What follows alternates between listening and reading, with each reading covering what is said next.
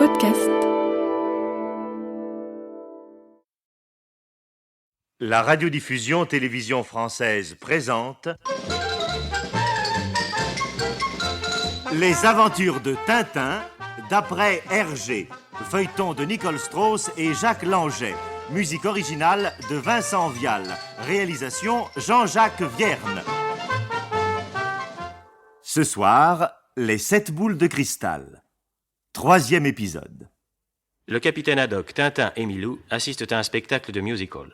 Le premier numéro, qui mettait en scène un fakir et Madame Yamila médium, a provoqué un commencement de panique dans la salle. En effet, Madame Yamila a prédit à une spectatrice désignée au hasard par le fakir que son mari allait être atteint d'un mal mystérieux. Or, le régisseur du musical vient faire une annonce urgente. Le mari de la spectatrice en question, Madame Clermont, vient de tomber gravement malade. Le capitaine Haddock et Tintin sont frappés par cette coïncidence. Tintin plus encore que le capitaine, car il se souvient que Clermont faisait justement partie de l'expédition Sanders-Hartmut qui vient de rentrer d'Amérique du Sud. Tintin est plongé dans ses réflexions quand le régisseur vient annoncer le numéro suivant. Mesdames, messieurs, le pénible incident qui vient de se produire ayant fortement impressionné Madame Yamila, la direction se voit dans l'obligation de passer immédiatement au numéro suivant. Voici donc Ramon Sarate, le célèbre lanceur de poignards.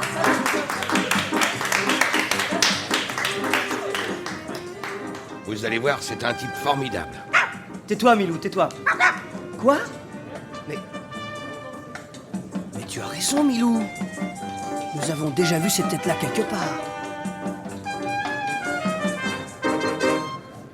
Señores et señoras, le numéro que je vais avoir l'honneur de s'écouter devant vous étant extrêmement dangereux, je me permets de vous demander le plus grand silence. Capitaine, passez-moi vos jumelles, s'il vous plaît. Tenez. Merci. Oh, ça, par exemple. Qu'est-ce qu'il y a? Ramon Zarat, c'est le général Alcazar. Le général comment? Alcazar, je l'ai connu en Amérique du Sud. Je me demande à la suite de quel déboire il a fini par échouer sur la scène d'un musical. Mais pendant ce temps, on a apporté sur scène un poteau de torture contre lequel vient se placer, debout, un authentique Indien d'Amérique du Sud. Et Ramon Zarat lance le premier poignard, qui vient se planter 2 cm au-dessus de l'épaule gauche de l'Indien, impassible. Bravo. Plus difficile maintenant. Oh, regardez, Tintin. Zarat tourne le dos à la cible et lance un couteau. Oh! Gagné! À 1 centimètre de l'épaule droite de l'Indien. Oh, c'est un as. Oui, remarquable. De plus en plus difficile. Oh! Mon Dieu! Juste au-dessus du crâne. Et à présent, señores et señoras, je vais exécuter devant vous pour la première fois en Europe le lancement des poignards les yeux bandés. Puis-je demander à quelqu'un d'entre vous de venir sur la scène à me bander les yeux? Oh, si nous n'étions pas dans une loge d'avant-scène, j'irais moi-même lui mettre le bandeau. C'est un spectateur du premier rang d'orchestre qui est monté. Voilà, c'est fait. Serrez encore un peu. Voilà. Je vous remercie, señor. Un accessoiriste apporte maintenant une cible de bois de 15 cm de diamètre environ. L'Indien la prend entre ses 2 mains et la place à la hauteur de son cœur. Le silence le plus absolu règne dans la salle, sauf peut-être dans une certaine loge d'avant-scène où... Il y a 3 jours, ça a failli mal tourner. Le poignard s'est planté juste au bord de la cible. 1 centimètre de plus et l'Indien était transpercé. Ah, attention, capitaine, regardez. Está usted? Si.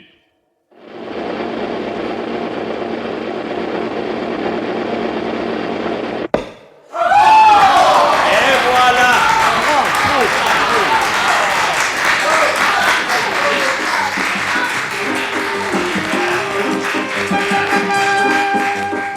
Hein? Qu'en pensez-vous? Formidable, n'est-ce pas? Ah oui, c'était très bien.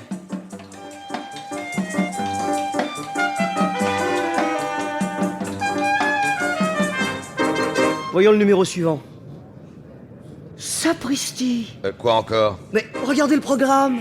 Bianca Castafiore, le rossignol milanais. Eh bien oui, et alors? Mais je la connais également, figurez-vous. Je l'ai rencontrée en Sidavie, oui, lors de l'affaire du sceptre d'autocar que je vous ai raconté. Bah décidément, vous connaissez tout le monde, vous. Ah oui, presque. Ah, la voici.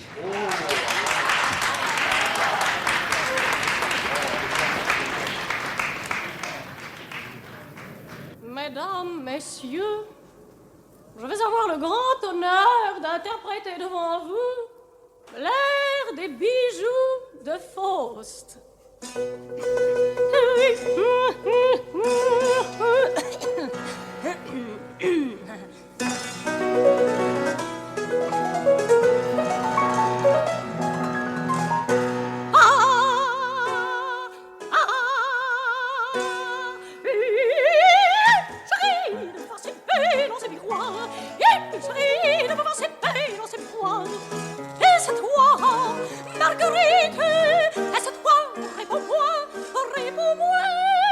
Formidable, hein?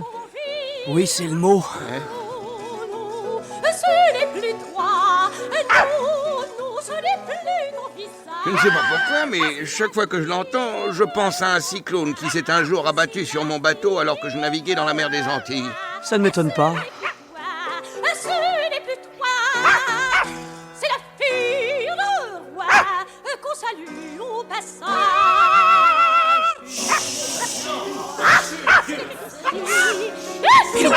Milou, tais-toi. Allons, Milou, tais-toi, oui. Il me trouverait belle.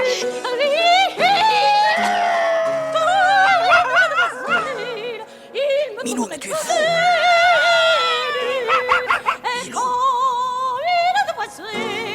Il me trouverait belle. Marguerite, ce n'est plus toi, non, ce n'est plus ton visage. C'est la fille.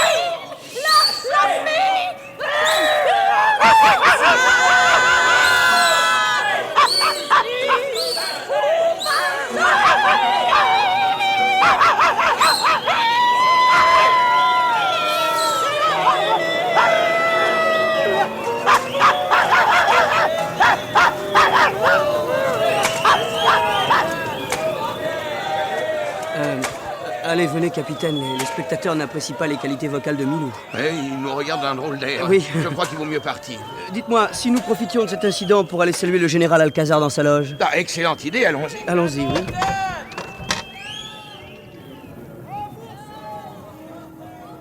Et nos trois amis, empruntant l'entrée des artistes, s'aventurent dans les coulisses, montent des escaliers, enfilent des couloirs. Vous êtes sûr que c'est par ici? Nous verrons bien, marchez toujours.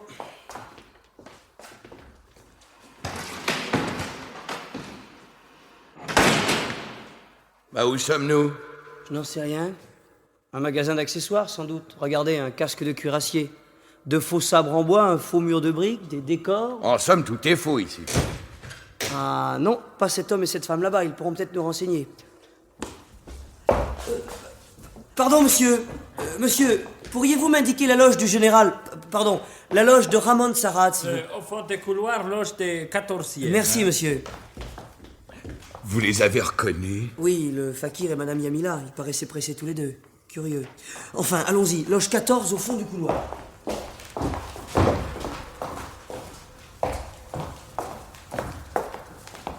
Oh, regardez, Tintin. Un clown qui attend le moment d'entrer en scène. Il a des cheveux verts, un gros nez rouge, un faux col de 50 cm de tour et un tout petit chapeau de paille. Voilà, c'est ici, capitaine. Entrez! Bonjour, général Alcazar. Mais je ne suis pas le juge. Vous ne me reconnaissez pas? Caramba! Tintin! Lui-même. Mon ancien aîné de camp! Amigo mio, que sorpresa! Ay, Dios de mi vida, que je suis heureux de vous revoir! Et cet individu-là, qui c'est? Individu. Mon ami, le capitaine Haddock. Muy bien! Los amigos de nuestros amigos son nuestros amigos! Enchanté, señor colonel! Enchanté! Colonel. Enchanté, mon général. Permettez, juste un mot à mon partenaire indien. Mais je vous en prie, mon général. Descuida, no es la policía. Ah, bueno. C'est brave chiquito. Depuis que la police est venue vérifier nos passeports et nos permis de séjour, il voit des policiers partout. Ah oui, je comprends. Et maintenant, permettez-moi pour fêter cette heureuse rencontre de vous offrir un verre d'aguardiente. Aguardiente. Oui, c'est un alcool. Tenez. À votre santé, amigo mio. À votre santé, Seigneur colonel. À votre santé. À la vôtre, mon général. Prenez garde, c'est très fort. Très fort. J'ai l'habitude, mon cher.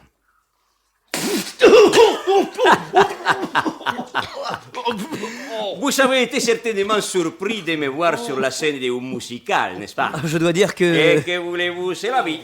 Il y a eu une révolution dans mon pays et c'est le général Tapioca et cette vieille crapoula qui a pris le pouvoir. Alors vous comprenez, j'ai dû m'expatrier et après toutes sortes de métiers, je suis devenu lanceur de poignards. Excusez-moi, mais il est temps de regagner nos places si nous ne voulons pas manquer le prestidigitateur. Oui, nous voudrions assister à son numéro. Au revoir, mon général. Au revoir, amigo mio. Au revoir, Seigneur colonel. Au revoir, mon général. Vite, vite, nous allons rater le numéro. Ce numéro, vous vous en souvenez, c'est celui que suit depuis 15 jours le capitaine Haddock pour découvrir le truc qui lui permettrait de changer l'eau en vin. Ce tour que réussit tous les soirs le prestidigitateur du Music Hall Palace.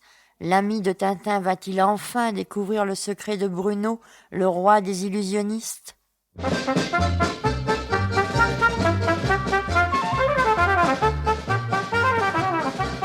Les aventures de Tintin d'après Hergé, un feuilleton de Nicole Strauss et Jacques Langeais avec Maurice Sarfati Tintin, Jackie Ling Haddock, Caroline Claire Bianca Castafiore, Henri Virlogeux Ragdalam, Victor Viry Ramon Sarat et Alcazar et Yves Pénaud, Yves Duchâteau, Jean Daguerre. Au piano d'accompagnement, Georges Durban avec Milou.